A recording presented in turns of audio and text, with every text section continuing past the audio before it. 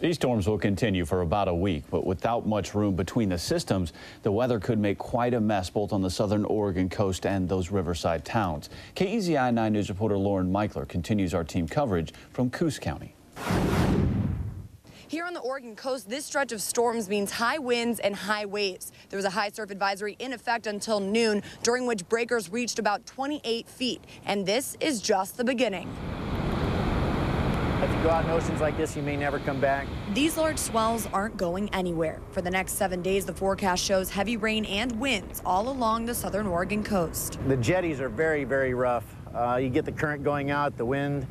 It's just very rough. The Y Marina in Coos Bay says even though they warn their customers not to take their boats out in this weather, some still do. We do see that once in a while, but mostly people from out of town that really don't know any better. They want to go out, they come here, travel a long ways, and want to go out in their boats. And like I say, it's just very dangerous in this kind of seas. In Coquille, they're more worried about the swell of the river than the ocean, considering they already got a taste of storm damage last week. Last week's storm, it came up a lot faster. The rivers came up a lot faster than what they usually do. The Coquille River already flooded once last week, and it's fixing to spill over again tomorrow, which means Rufus King and his neighbors have more work to do. We moved the cows up early. That way it's a little easier to sleep at night when you hear the rain beating down. Here's the store.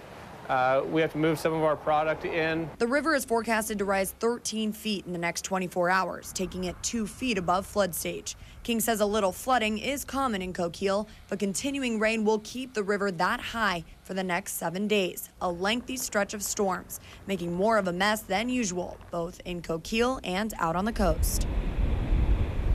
There's more on the way. There's a high seas advisory in effect on the southern Oregon coast through Saturday, which means stay off the beaches and out of the water. In Bandon, Lauren Michler, KEZI 9 News.